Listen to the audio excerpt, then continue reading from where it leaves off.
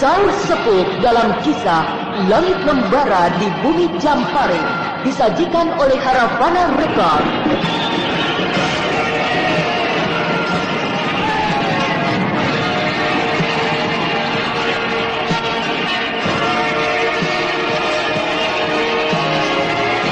Naskah karya Niki Kosasih, hiasan musik dan sutradara Indra Mahendra.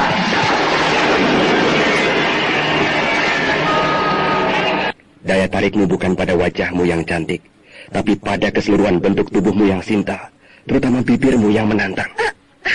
Kau semakin berani. Iya, persis seperti ayahnya. Raden Samba juga begitu, kalau sedang menjerat seorang wanita. Tapi itu kata bibiku, Bibi Mantili. Jaka Somara, sekarang kita tidak perlu basa-basi. Karena kau juga seorang yang senang membuang basa-basi. Nah, aku tidak akan memanggilmu lagi dengan sebutan Raden. Aku sebut langsung Jaka Somara. Bagus, aku setuju. Jangankan kau wanita yang menantang dan sekaligus merangsang. Seorang gembel, pengemis, dibebaskan memanggil aku dengan sebutan apa saja. Kalau kau mau mencaci maki aku, silakan. Maki saja aku dengan kata makian bangsat, keparat, jahanam, setan alas, dan sebangsanya. Bukankah kata-kata seperti itu merupakan kegemaran para pendekar kalau sedang marah? Tapi aku peringatkan, jangan katakan aku dengan sebutan merangsang. Aku tidak suka. Kenyataannya kau merangsang. Mau apa lagi? Tapi tidak perlu dikatakan. Baik, akan aku simpan saja di dalam hati. Sekarang, mari kita bertarung. Lasmini, jangan. Kau diam saja, Bentar. Aku penasaran sekali. Baru kali ini aku ketemu pemuda yang penuh teka-teki. Apakah perlu kita bertarung? Iya, sebab aku dendam. Dendam? Iya. Kapan kita pernah punya perkara? Baru saja terjadi, sudah lupa. Maksudmu? Kau menciptakan bukit pasir. Nah, aku dendam untuk bisa menghancurkan penciptanya, yaitu kau. Baiklah.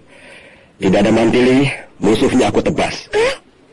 Kau tahu aku musuh besar Mantili? Kenapa tidak? Tidak terlalu sukar untuk mengetahui siapa saja musuh Mantili. Baik, ayo kita mulai.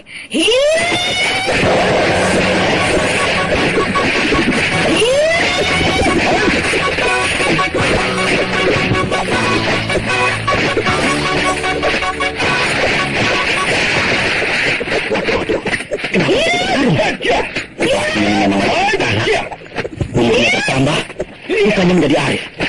Malah tidak bisa menghentikan diri. Main silatnya kok begitu? Jurus-jurus silat Jaka Somara nampak jelas masih mentah.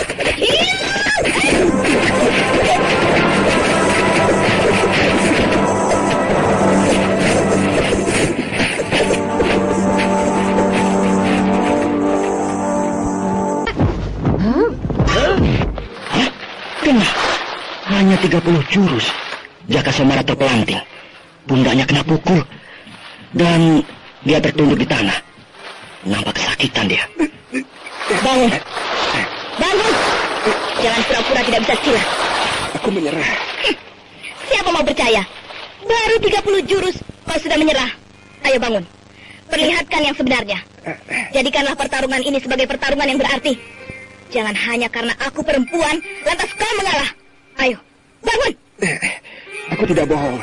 Kepandaianku bermain silat hanya segitu. Bah! Ya, aku punya watak pantang menyerah.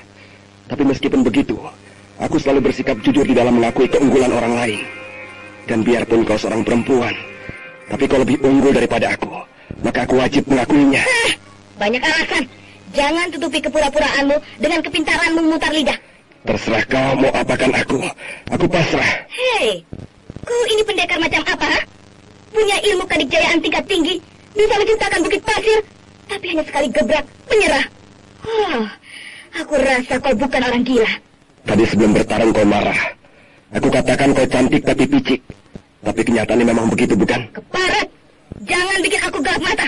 Aku berkata, aku masih mentah dalam ilmu silat. Sekali lagi dalam ilmu silat.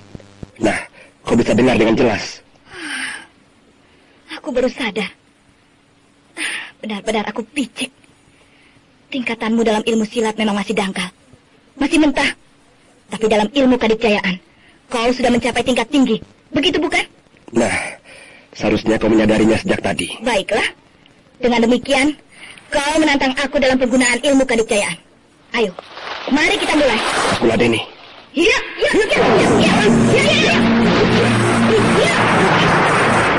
Ini membuatkan ajian cakar getar. Jaka Sumara juga sudah mengambil ancang-ancang. Hanya tangan kiri saja yang tempelkan di depan perut. Selebihnya biasa sangat bersahaja. Seolah-olah bukan sedang menghadapi sebuah pertarungan ilmu tadi jaya. Sombong! Kau meremehkan aku, Jaka Sumara? Tidak, sama sekali aku tidak meremehkanmu. Justru sebaliknya, aku ngeri melihat ilmu yang akan kau pergunakan itu. Tapi sikapmu seperti akan bertarung bohong-bohongan dengan anak kecil. Aku berbuat apa adanya, Lasmini. Karena memang beginilah sikap dan bentuk ajian tolak bala. Tolak bala? Barat, kau anggap aku pendekar golongan hitam yang suka menyebarkan bala? Sehingga kau mempergunakan sejenis ilmu untuk menolak bala?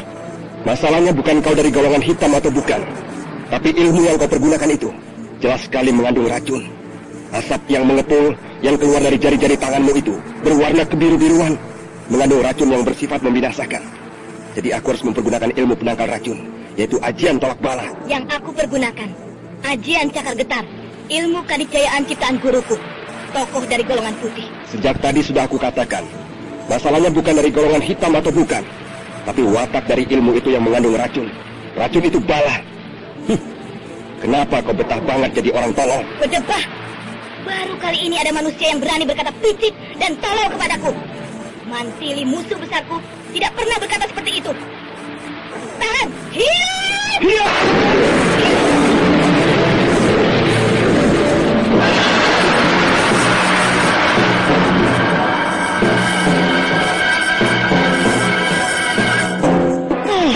Gila. Asap mautku hilang lenyap tak berbekas. Dan dia tidak apa-apa. Hebat sekali ajian tolak bala milik Jaka Sumara itu. Hanya sekali kibas, asap racun cakar getar musnah. Bagaimana? Puas? Ya, hebat sekali kau, Jaka.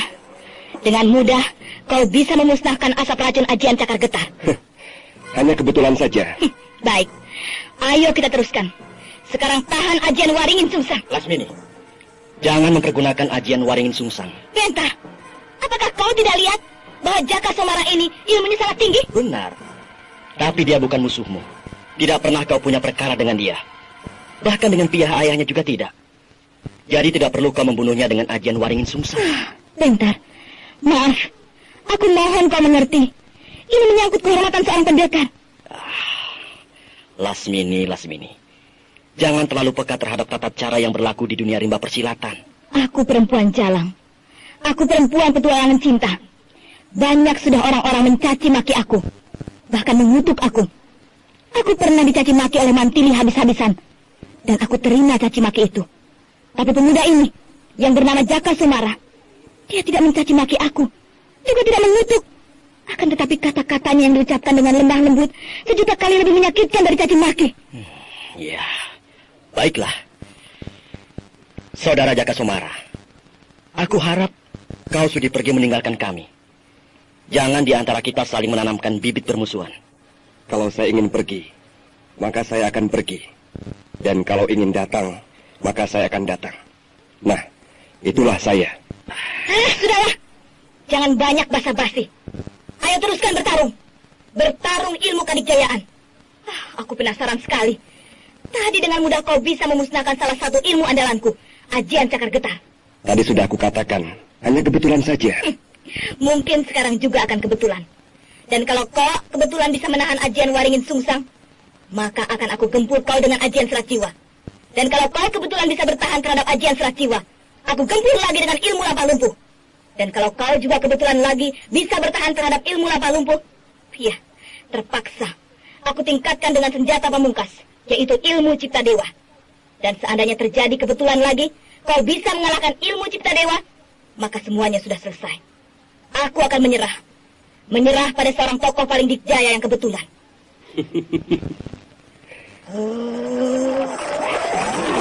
Selamat tinggal!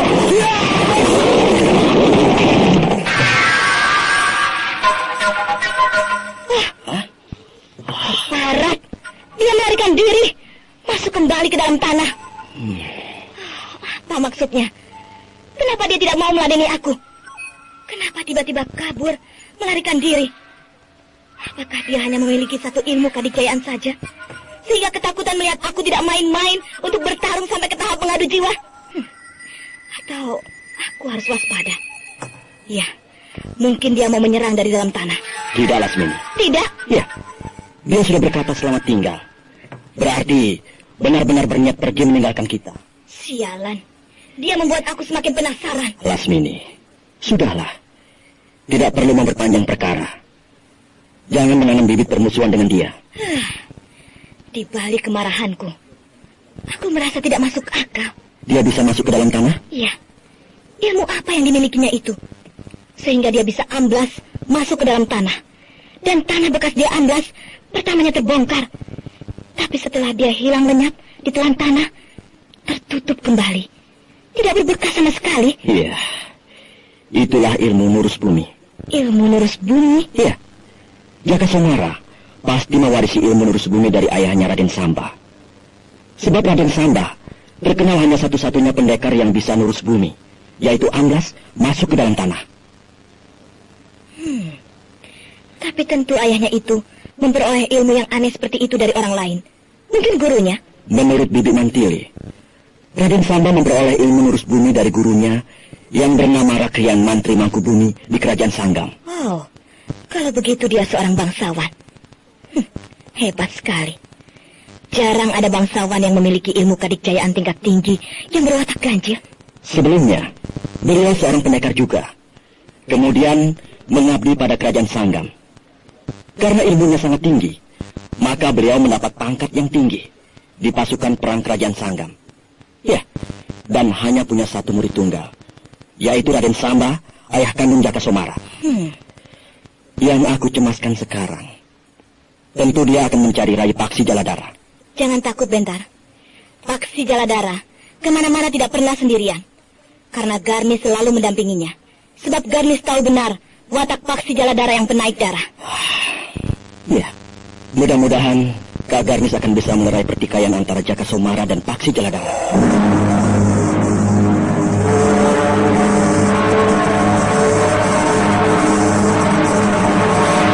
Kita jangan dulu menuju langsung ke pantai. Lebih baik ke kampung nelayan yang ada di sana itu untuk mencari keterangan.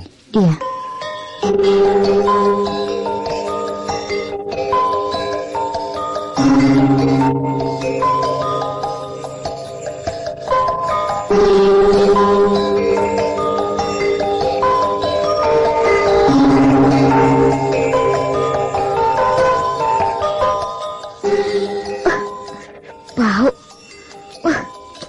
Bau ikan laut tajam banget. Menusuk hidung. Rata-rata kampung nelayan memang bau ikan laut. Dan lihat, jemuran ikan laut di sana itu banyak sekali, memanjang berderet-deret. Bau ikan laut yang dijemur itu terbawa angin, menyebar kemana-mana, sampai ke sini. Kalau masih mentah dan dijemur seperti itu, bau.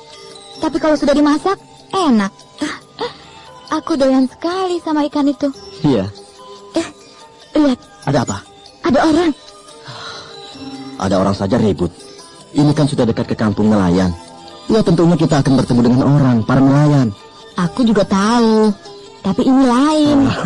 Nelayan sama dengan kita. Punya hidung, punya mulut, dan sebagainya. Kau bergurau terus. Coba, perhatikan orang itu dengan lebih seksama.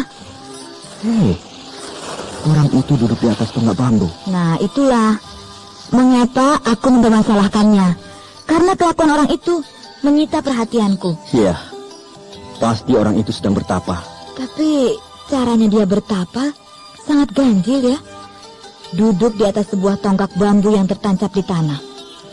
Bambu itu hanya sebesar jari telunjuk, tapi tidak patah atau bengkok. Wah, betapa hebatnya ilmu meringankan tubuhnya orang itu ya. Mungkin orang itu menganut aliran sonar gaon. Aliran sonar gaon? Iya. Aliran apa itu? Di India ada sebuah tempat yang namanya sonar gaon. Di sana sekelompok orang yang suka menyiksa diri, yaitu tidur di atas paku. Tidur di atas paku? Iya. Sepotong papan diberi paku banyak sekali. Lalu orang itu tidur di atas papan yang penuh dengan paku.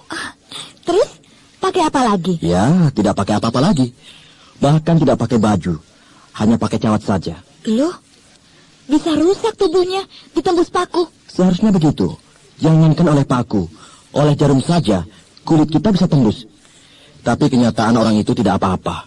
Tidur saja dengan nyaman. Tapi pasti dia memiliki ilmu kebal, sehingga tidak mempan ditembus paku. Mungkin. Dan yang seperti itu banyak pengikutnya. Oh. Jadi aku rasa orang yang sedang bertapa duduk bersila di ujung tonggak bambu yang tertancap di tanah itu, pasti seperti orang-orang di Sonargaon itu. Mempelajari ilmu kok aneh-aneh. Mana di tempat terbuka, di bawah terik matahari lagi. Tapi dia hebat. Tonggak bambu yang menancap di tanah itu besarnya hanya sebesar ibu jari. Dan tingginya setinggi badan kita. Angin bertiup kencang sekali. Ya, seharusnya meskipun tonggak bambu itu tidak patah atau melengkung, tapi sedikit banyak akan bergoyang-goyang. Tapi nyatanya tidak. Hanya kulit tubuhnya yang hangus terbakar sinar matahari. Pasti orang itu sudah lama sekali berada di situ. Dan dalam keadaan seperti itu. Iya. Biarkan saja. Ayo, kita jalan terus. Jalannya lewat di depan dia saja. Untuk apa? Aku ingin melihatnya dari dekat. Lasmini, jangan suka mengganggu orang yang sedang bertapa. Tidak. Aku tidak akan mengganggunya. Aku hanya ingin melihat dari jarak yang dekat sekali. Apakah ujung tonggak bambu itu runcing atau tidak? Sebab kalau tidak runcing, ya tidak terlalu jadi masalah. Tapi kalau runcing, wah, pantat orang itu bisa tembus atau terluka. Buktinya dia tidak apa-apa. Berarti tidak runcing, bukan? Aku ingin lihat. Penasaran banget. Ya, baiklah.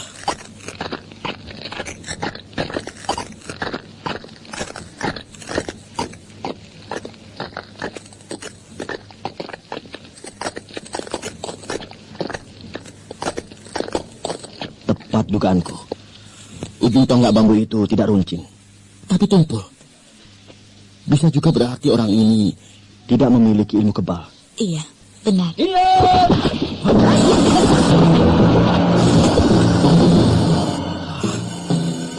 Kenapa tiba-tiba orang itu melompat menjauhi kita?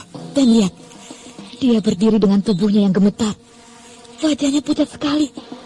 Dia ketakutan. Ketakutan oleh siapa? Oleh kita? Jangan.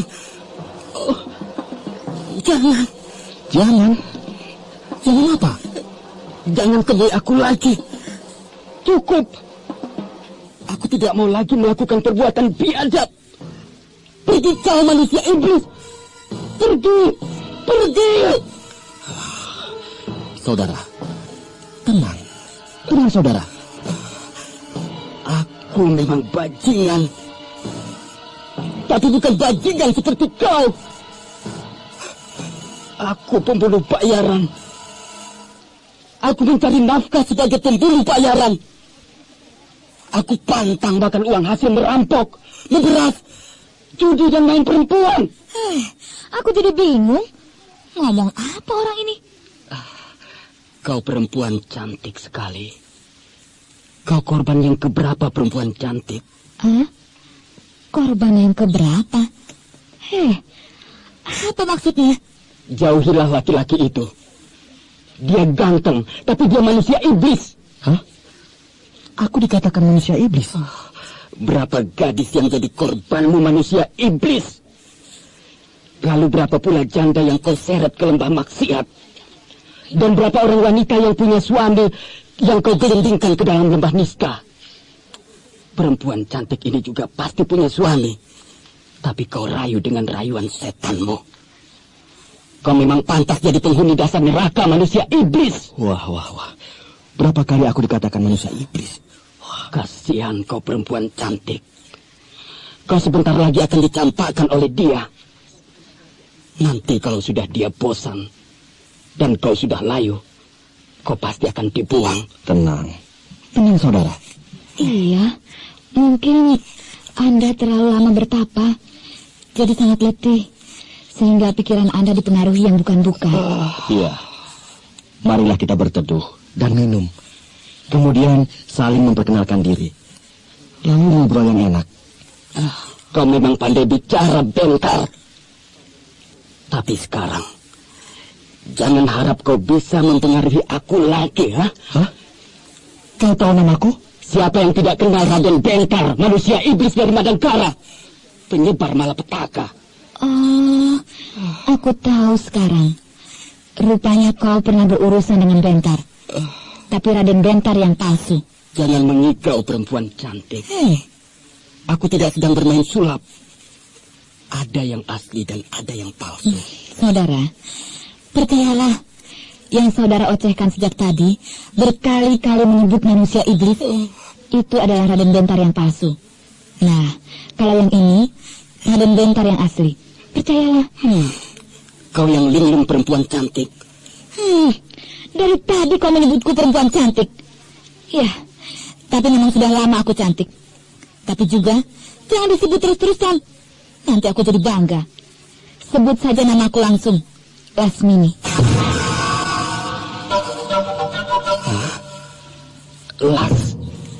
Lasmini?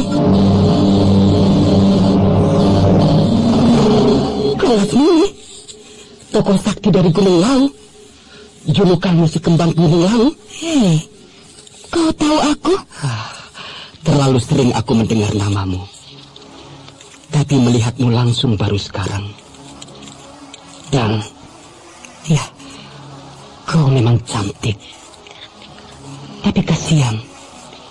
Kau tergila-gila kepada Raden Bentar yang sudah berubah jadi orang yang sakit jiwa. Sekali lagi aku peringatkan. Raden Bentar yang kau sebut-sebut itu, dan mungkin yang telah membuatmu mengigau berat seperti ini, adalah Raden Bentar yang palsu. Aku, Lasmini, memang wanita jalang. Tapi kalau sudah bicara tentang Bentar, aku selalu jujur. Nah, kau harus percaya bahwa Raden Bentar yang ini adalah yang asli, bukan tiruan. Rupanya kau juga sudah ikut-ikutan sakit jiwa, Lasmini. Keparat, aku dikatakan sakit jiwa. Hei, aku belum gila. Aku masih waras. Kalau kau iya, kau sudah setengah sinting. Cintamu terlalu berat, Lasmini. Membuat kau buta. Kau gelap mata. Kau sudah tidak mau tahu lagi. Kau sudah tidak peduli bahwa Bentar yang dulu, yang berhati mulia, luhur budi, sekarang sudah berubah jadi manusia iblis. Kau tetap mencintainya. Keparat, aku hajar kau. Lasmini, jangan memaksakan kehendak. Jangan memaksa siapapun juga untuk mengakui bahwa aku Bentar yang asli. Biarlah dia percaya dengan dirinya sendiri atas usaha kita yang selalu berpegang pada kebenaran. Masalahnya bukan begitu, Bentar. Lalu? Pemuda ini tahu benar tentang Bentar yang palsu. Dan pasti pernah berhubungan yang amat dalam.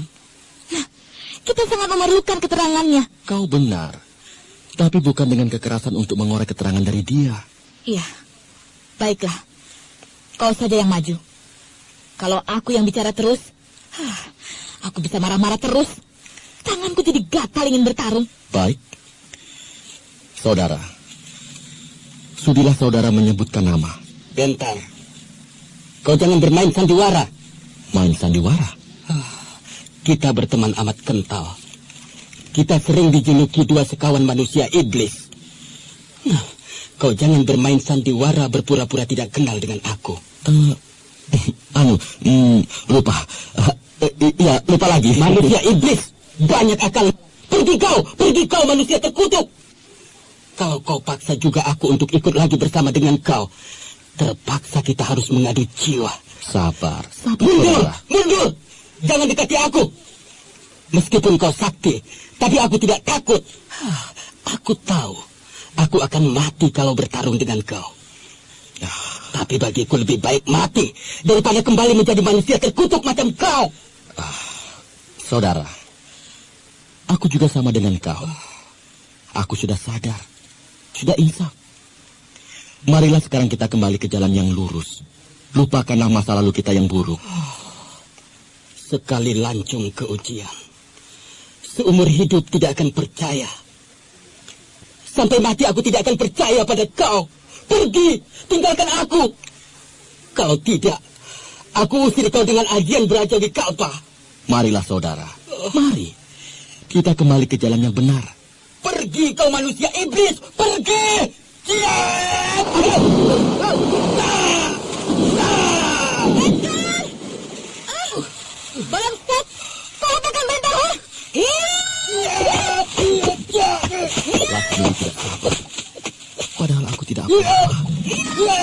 banyak pura-pura mati supaya pemuda itu senang. Tapi biarlah. Sekalian aku ingin mengukur sampai di mana tingkatan pemuda yang tampan itu. Dan masalah jika tidak mempergunakan ilmu kadijayaan. Cuma jurus-jurus tangan kosong biasa. Bukan main. Pemuda itu ilmu silat tangan kosongnya sangat hebat. Jauh lebih hebat dari Lasmini. Nah, baru 100 jurus. Lasmini sudah terdesak. Benar-benar hebat pemuda itu.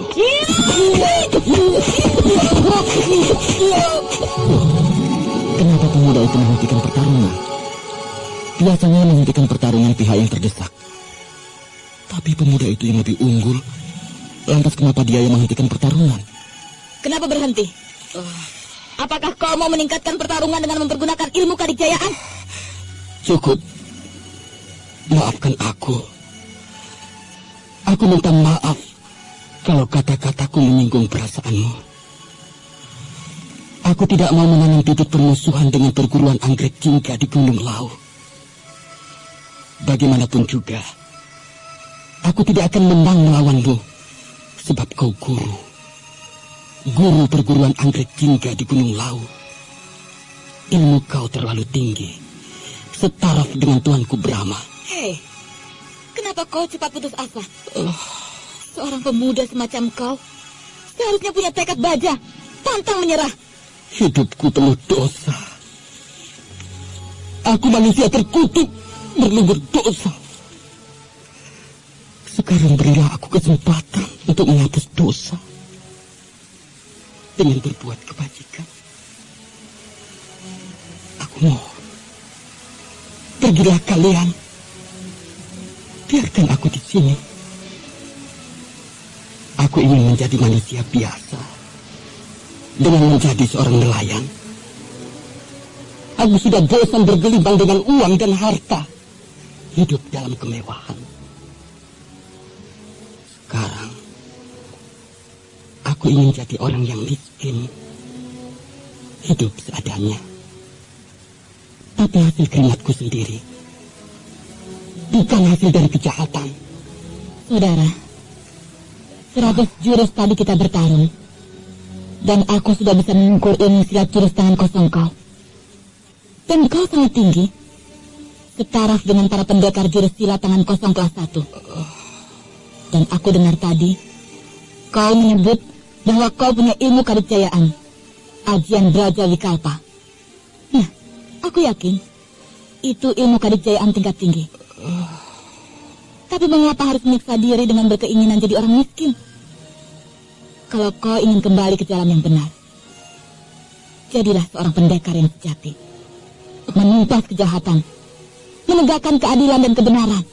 Tidak. Jadi pendekar pasti harus membunuh. Aku tidak mau lagi membunuh orang. Tidak, tidak. Tidak.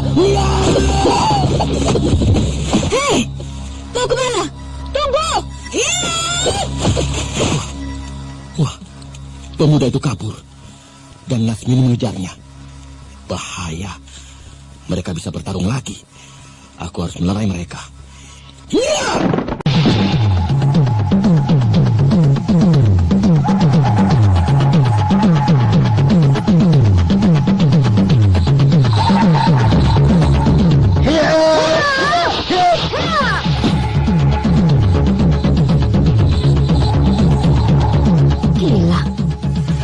Itu larinya cepat sekali. Dia memiliki ilmu lari cepat tingkat tinggi. Kecepatan larinya melebihi seekor kancil. Baik, terpaksa aku harus mengerahkan ilmu lari cepat andalanku, Bayu Karangjati.